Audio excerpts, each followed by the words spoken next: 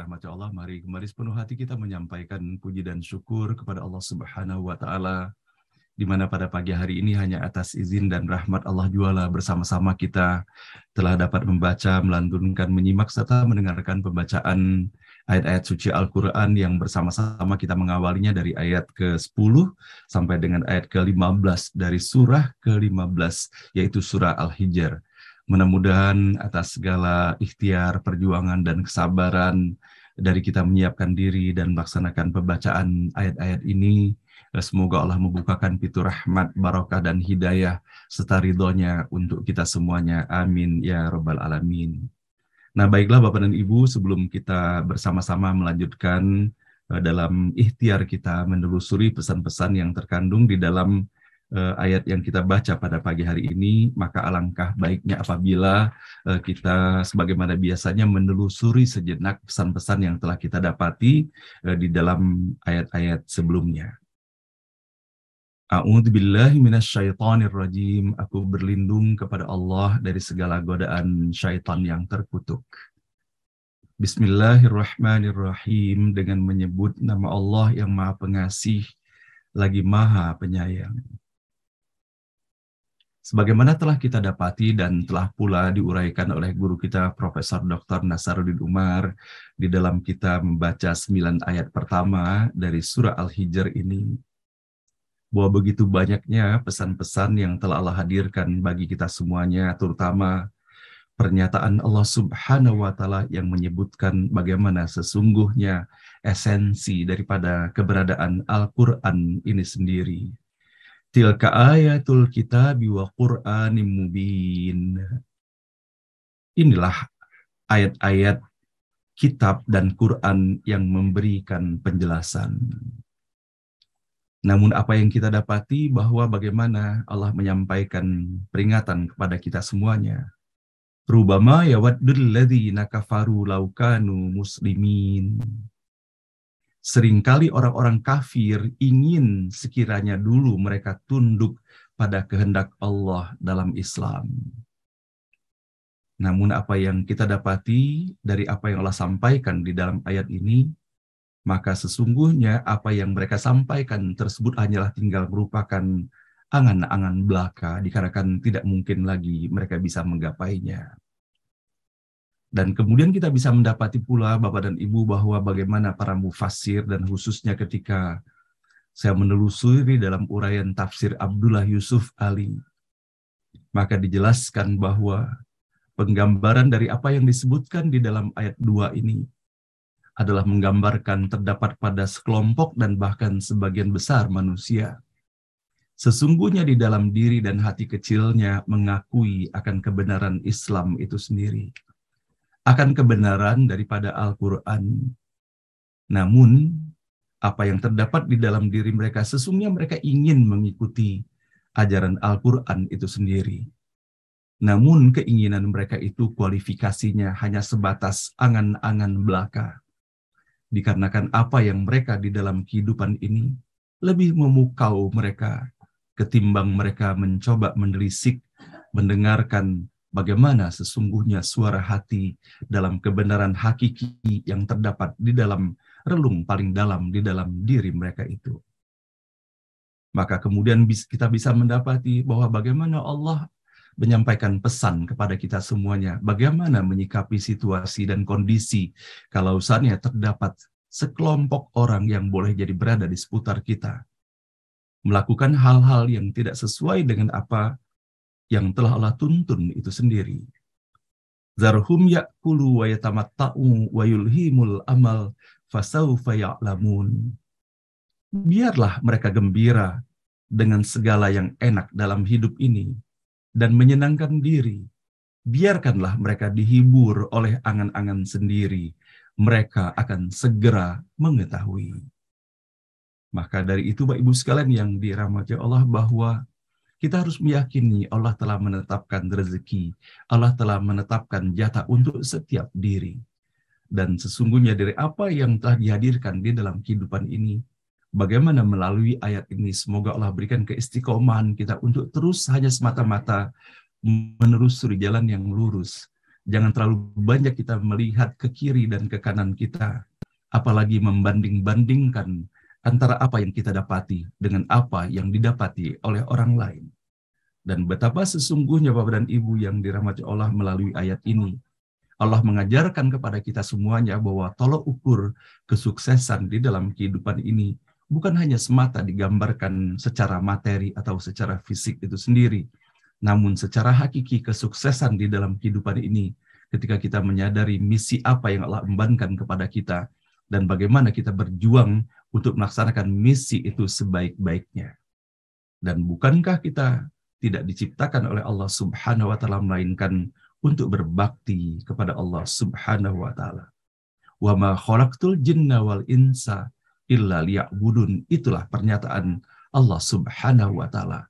Allah tidak menciptakan jin dan manusia itu kecuali hanya semata untuk mengabdi kepada Allah Subhanahu wa taala. Dan kemudian bagaimana Allah telah memperingatkan pula kepada kita semuanya melalui ayat 4. Wa ma ahlakna min qaryatin illa walaha kitabum ma'lum ma tasbiqu min ummatin ajalaha wa ma yastakhirun. Kami tidak pernah menghancurkan suatu kota yang tanpa ketentuan waktu sebelumnya. Suatu bangsa tak dapat mendahului atau memperlambat waktunya. Dan sebagaimana Allah telah menyampaikan kepada kita semuanya, dan kita pun mendapati bahwa bagaimana para mufassir menyampaikan pula bahwa yang disampaikan dan dimaksudkan di dalam ayat ini tidak hanya untuk menggambarkan sebuah komunitas atau sebuah negeri, dan bukankah di dalam negeri itu terdapat individu-individu pula di dalamnya. Dan hal ini pun berarti bahwa termasuk pula imbasnya kepada setiap diri dan jiwa kita semuanya. Apabila telah tiba waktunya, apabila telah sampai batas ketetapan Allah, maka tidak bisa seorang pun untuk merubahnya. فَإِذَا جَاءَ أَجَلُهُمْ لَا يَسْتَأْخِرُونَ سَاعَةً وَلَا يَسْتَقْدِمُونَ. Apabila telah sampai batas waktunya, maka tidak bisa dimajukan, tidak bisa dimundurkan, walaupun sesaat pun. Wa qalu ya ayyuhalladzi nuzzila alaihi dzikru innaka lamajnun. Mereka berkata, hai orang yang diturunkan kepadanya peringatan, yaitu Al-Quran, engkau benar-benar gila. Lauma ta'tina bil malaikati in kunta minas shadiqin. Kenapa engkau tidak mendatangkan malaikat kepada kami jika memang engkau benar? Maka kita bisa mendapati di dalam ayat ini bagaimana Allah telah menghibur Nabi Muhammad SAW dan memberikan motivasi pula sesungguhnya kepada kita semuanya bahwa setiap amal kebaikan yang dilakukan tidak akan mungkin kita hanya berjalan yang lurus tanpa rintangan dan gangguan sama sekali. Bukankah contoh sudah begitu jelasnya kepada Nabi Muhammad SAW dan kepada Nabi dan Rasul terdahulu begitu banyaknya cercaan-cercaan, penghinaan-penghinaan yang telah disampaikan. Apalagi kita mendapati dalam diri Nabi Muhammad SAW, kalau seandainya kita merenungkan benar bahwa bagaimana Rasulullah SAW sampai dengan usia 40 tahun adalah orang paling terpercaya pada kaumnya, dan itulah Rasulullah mendapatkan gelar yang paling istimewa di antara seluruh gelar lainnya, yaitu gelar Al-Amin. Namun kenapa ketika Rasulullah menyampaikan pesan-pesan tauhid, mereka mencerca seakan-akan mereka tidak pernah melihat Rasulullah dalam akhlak yang sangat mulia, yang tidak pernah melakukan pembohongan di dalam kehidupannya. Itulah yang mereka sampai mengatakannya, dikatakan innaka lamajnun. Bagaimana para ulama dan para mufassir ketika kita bisa mendapati lamajnun, bukan hanya dikatakan majnun, tetapi lamajnun seakan-akan bahwa kegilaan itu adalah merupakan sesuatu yang sudah melekat jauh-jauh sebelumnya. Betapa mereka tidak menyadari atas apa yang telah mereka ucapkan itu. Nah, Bapak dan Ibu yang dirahmati Allah, ma nunazzilul malaikata illa bil haqqi wa ma kanu idzam munzarin. Kami tidak menurunkan malaikat kecuali dengan tujuan yang benar. Kalau mereka datang kepada orang yang tidak beriman, tak ada lagi penangguhan waktu. Inna nahnu nazzalna dzikra wa inna lahu lahafidhun. Kamilah yang telah menurunkan al-dzikr, yaitu Al-Quran, dan kami yang menjaganya, dari pemalsuan itu sendiri. Nah, Bapak dan Ibu yang dirahmati Allah, mendapati ayat-ayat yang telah kita baca sampai dengan ayat ke-9 ini, bukankah kita mendapati dalam sejarahnya bagaimana orang-orang yang menistakan Al-Quran, tidak mempercayai Al-Quran, bagaimana pula kesudahannya. Dan sementara kita bisa mendapati sampai dengan saat ini Al-Quran terus dalam penjagaan Allah Subhanahu wa Ta'ala dan bahkan terus berkembang. Dan salah satu indikasinya kita bisa mendapati dalam negeri ini bahwa betapa semakin berkembang luasnya sekarang ini kelompok-kelompok pengajian dan hafiz-hafiz Al-Quran sekarang ini bertambah dan menjamur luar biasa. Dan ini adalah merupakan salah satu bentuk bahwa bagaimana Allah telah memberikan garansi untuk menjaga Al-Quran dan Allah benar-benar maha menjaga. Nah, Bapak dan Ibu yang dirahmati Allah, bersama-sama kini kita menelusuri pesan yang kita dapati dalam 6 ayat terakhir yang kita baca pada pagi hari ini. A'udzubillahi minasyaitonirrajim. Bismillahirrahmanirrahim. Walaqad arsalna min qablika fi syi'il awwalin. Telah kami utus rasul-rasul sebelum engkau di antara kelompok-kelompok agama terdahulu. Ayat ke-11, wa ma ya'tihim mir rasulin illa kanu bihi yastahzi'un. Tetapi memang tak ada seorang rasul yang mendatangi mereka yang tidak mereka perolokkan. Ayat ke-12, kadzalika nasluquhu fi qulubil mujrimin. Demikianlah kami susupkan itu ke dalam hati orang-orang yang berdosa. La yu'minuna bihi wa qad khalat sunnatul awwalin. Yang tidak mempercayainya, yang tidak mempercaya Al-Quran, tetapi kebiasaan orang-orang dahulu kala sudah berlalu. Ayat ke-14. Walau fatahna alaihim babam minas sama'i fadhallu fihi ya'rujun. Sekiranya kami bukakan sebuah pintu ke langit, dan mereka akan tetap terus-menerus naik ke sana.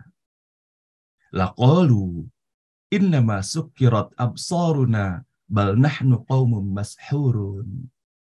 Niscaya mereka akan berkata, sebenarnya mata kami sudah dibuat mabuk, bahkan kami sudah terkena sihir. Shadaqallahul azim, maha benar dan maha agung Allah dengan segala firman-Nya. Nah, Ibu dan Bapak yang dirahmati Allah, betapa kita mendapati di dalam 6 ayat yang kita baca pada pagi hari ini. Yang pertama tentunya kita bisa mendapati bagaimana para mufasir dan ulama telah menjelaskan bahwa dari apa yang disebutkan pada ayat ke-10 dan pada ayat ke-11 dan didahului oleh beberapa ayat sebelumnya, inilah untuk menunjukkan kecintaan Allah yang luar biasa kepada Nabi Muhammad Sallallahu Alaihi Wasallam. Allah sangat menyayangi Nabi Muhammad Sallallahu Alaihi Wasallam sehingga Allah terus memberikan motivasi kepada Nabi Muhammad bagaimana menghadapi dan menyikapi situasi dan kondisi kaumnya sendiri yang telah menolak ajaran dan pesan-pesan yang telah disampaikannya. Bahwa Allah menggambarkan bahwa hal ini bukan hanya berlaku kepada Nabi Muhammad SAW, namun hal ini telah berlaku pula kepada Nabi dan Rasul terdahulu. Sehingga dari apa yang didapati oleh Nabi Muhammad SAW, semoga hal itu tidak menyurutkan semangatnya bahwa ini bukanlah merupakan sesuatu hal yang baru. Nah, Bapak dan Ibu yang dirahmati Allah, ketika pesan-pesan ini disampaikan kepada Nabi Muhammad SAW, kita memohon kepada Allah agar refleksi daripada pesan-pesan yang disampaikan ini terhantarkan pula kepada kita semuanya.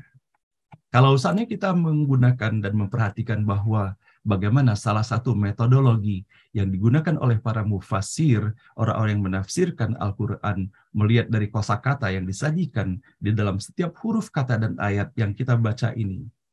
Disebutkan illa kanu bihi yastahzi'un, yaitu mereka tidak pernah berhenti untuk mendatangi para nabi dan rasul itu dan penyampai kebaikan itu dengan olok-olok yang mereka sampaikan.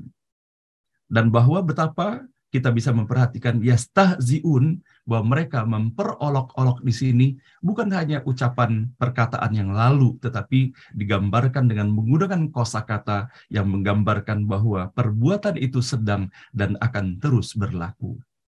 Maka kalau saat di dalam perjalanan kehidupan ini, Bapak dan Ibu, ketika kita meyakini bahwa yang kita lakukan dan sampaikan adalah segala sesuatu yang benar berdasarkan tuntunan Allah Subhanahu wa Ta'ala, dan kemudian mendapati bahwa terdapat sebagian atau sekelompok orang yang memperolok terhadap apa yang disampaikan, maka sepatutnya hal itu jangan membuat kita menjadi demotivasi karenanya.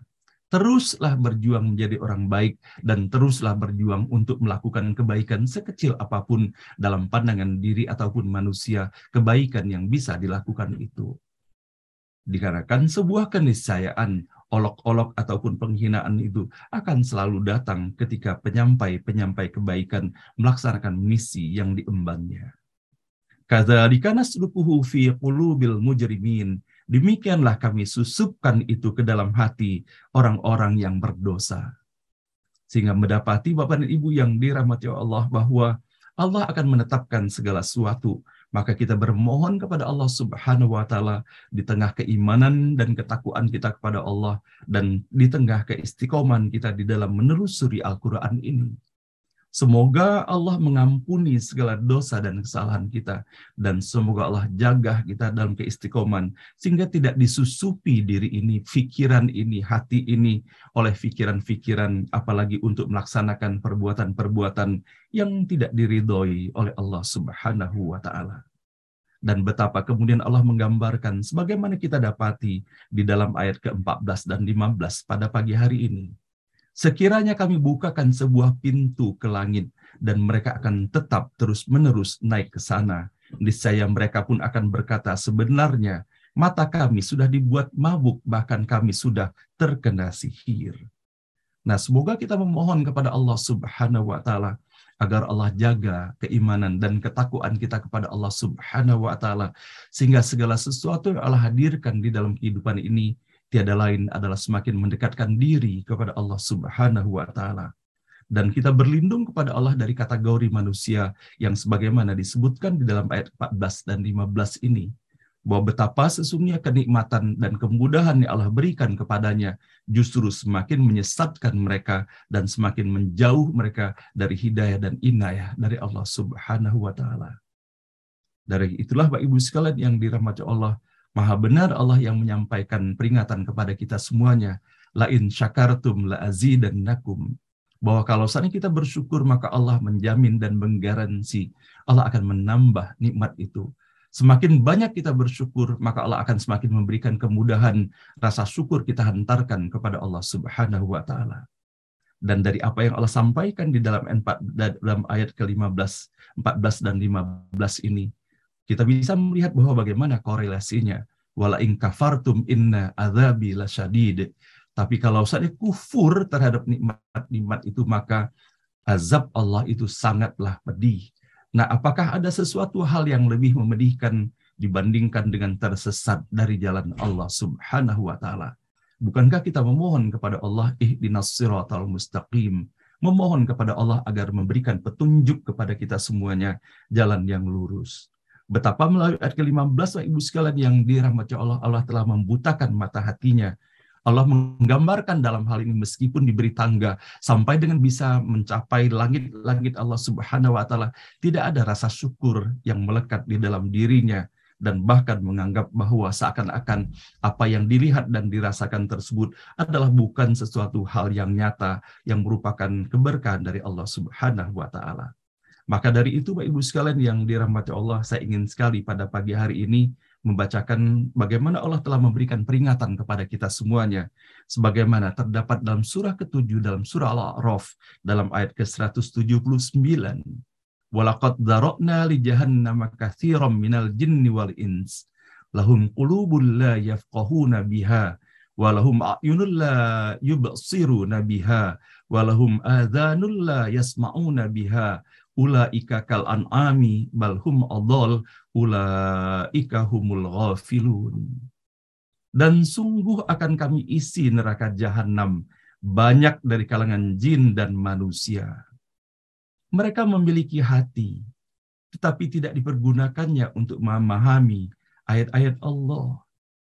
Dan mereka memiliki mata, tetapi tidak dipergunakannya untuk melihat tanda-tanda kekuasaan Allah. Dan mereka mempunyai telinga, tetapi tidak dipergunakannya untuk mendengarkan ayat-ayat Allah. Mereka seperti hewan ternak, bahkan lebih sesat lagi.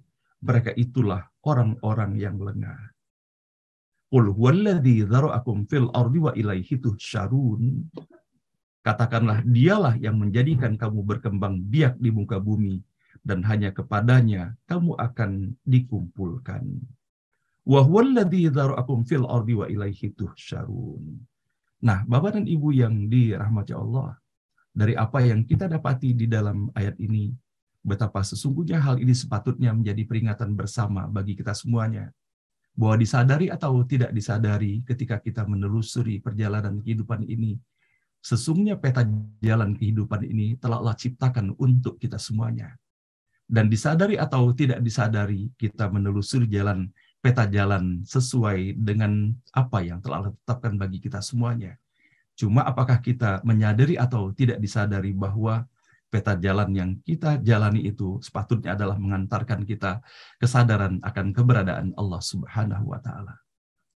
Ketika Allah memberikan kesempatan kepada kita melalui rezeki yang banyak dan melimpah, maka sepatutnya di dalam setiap perjalanan menikmati rezeki yang Allah berikan itu, mengingatkan kita dan mengantarkan kita bahwa sesungguhnya siapakah yang memberi rezeki itu. Kalau bukan Ar-Razzaq, Allah yang Maha Pemberi rezeki. Kalau seandainya kita diberikan kemudahan dalam ilmu pengetahuan itu, Allah berikan kemudahan, keleluasaan di dalam kita menelusurinya. Dan boleh jadi dalam kehidupan manusia dilabelkan dengan pengakuan berupa gelar-gelar itu.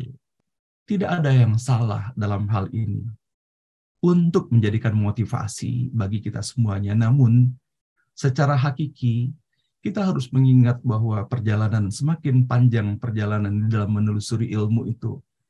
Dan ketika Allah hadirkan semangat di dalam menuntut ilmu itu, maka sesungguhnya perjalanan menuntut ilmu itu adalah perjalanan menuju kemanakah sesungguhnya?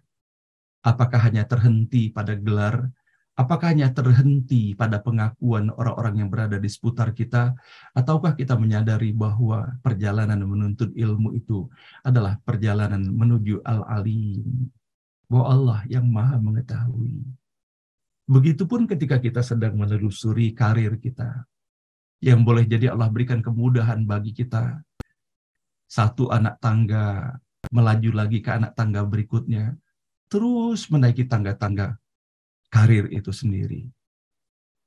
Namun harus kita ingat bahwa kemanakah sesungguhnya tangga-tangga yang kita naiki itu menujunya? Level apa yang kita tuju sesungguhnya? Kalaulah kita menyadari, apalagi dengan telah Allah berikan gambaran kepada kita di dalam ayat 14-15 ini, bahwa kalau seandainya pun Allah membuka pintu langit, maka manusia akan terus mendakinya sampai ke langit. Namun betapa ironinya ketika mereka sudah sampai di langit itu sendiri, mereka tidak menyadari di mana mereka sesungguhnya berada. Maka sepatutnya hal ini pun mengingatkan kepada kita semuanya. Boleh kita mengejar karir di dalam kehidupan ini, namun kita harus ingat bahwa kita menuju kepada level yang lebih tinggi. Maka siapakah yang lebih tinggi itu sesungguhnya? Itulah Al-Ali, Allah yang Maha Tinggi. Kalau seandainya kita menginginkan jabatan itu, ingin mendapatkan kemuliaan, maka siapakah yang Maha Mulia? Al-Karim itu siapa sesungguhnya? Maka kalau seandainya kita betul-betul menginginkan kemuliaan, maka kemuliaan yang hakiki, kemuliaan yang di dalam mencapainya, tidak kita kotori kaki kita dengan lumpur-lumpur yang bernoda, membuat kita tidak pantas berada dalam singgasana kemuliaan itu sendiri. Inna akramakum indallahi atqakum. Allah telah menyampaikan untuk kita semuanya bahwa sesungguhnya kemuliaan seorang hamba itu tidak diukur secara fisik atau materi itu. Tidak diukur dalam pandangan manusia, tetapi inna akramakum indallahi atqakum. Maka sesungguhnya yang paling mulia di antara kita adalah ketakwaan kita kepada Allah Subhanahu wa taala. Nah, Bapak dan Ibu yang dirahmati Allah, tiada lain. Sesungguhnya motivasi kita di dalam menelusuri setiap huruf kata dan ayat setiap pagi ini adalah kita memohon kepada Allah, semoga Allah memberikan petunjuk dan hidayahnya bagi kita semuanya. Sebagaimana yang selalu kita mintakan, ihdinas siratal mustaqim. Dan Allah yang maha mengetahui seluruh pesan-pesan yang terkandung di dalam ayat-ayat ini. Dan semoga Allah menganugerahkan kemudahan bagi kita untuk dapat menyelami makna-makna yang terkandung di dalamnya. Dan semoga Allah hadirkan kesan yang sangat mendalam. Walaupun 1-2 ayat yang kita baca, semoga benar-benar ayat-ayat yang kita baca ini, sehingga kelak insya Allah bisa bersaksi di hadapan Allah Subhanahu wa ta'ala bahwa dengan segala keterbatasan kita, kita berjuang untuk memahami pesan-pesan yang Allah hantarkan untuk kita semuanya. Shadaqallahul azim, maha benar dan maha agung Allah dengan segala firman-Nya. Subhanaka la ilma lana illa ma'allamtana. Maha suci Allah Subhanahu wa ta'ala. Tidak ada ilmu pada kita melainkan hanya atas apa yang Allah ajarkan kepada kita. Karena sesungguhnya hanya Allah yang maha mengetahui dan Allah pula yang maha bijaksana. Semoga Allah memberikan kemudahan bagi kita di dalam menelusuri ilmu-ilmu Allah di dalam kehidupan ini, dan semoga dengan kita memahami ilmu-ilmu Allah, semakin paham pula kita bagaimana hakikat keberadaan Allah Subhanahu wa ta'ala, dan semoga Allah merahmati dan meridhoi kita semuanya. Demikian Bapak dan Ibu yang dapat saya sampaikan dan hantarkan pada pagi hari ini. Semoga Allah Subhanahu wa ta'ala merahmati, memberkahi, dan meridhoi kita semuanya. Dan apabila ada kekeliruan, kesalahan kita di dalam menelusuri ayat-ayat Allah ini, semoga Allah yang maha pengampun, Allah yang maha pemaaf, dan Allah yang mengajarkan kepada kita semuanya, semoga Allah bimbing kita untuk semakin faham dan semakin benar di dalam kita menelusurinya. Dari saya cukup sekian, mohon maaf lahir dan batin.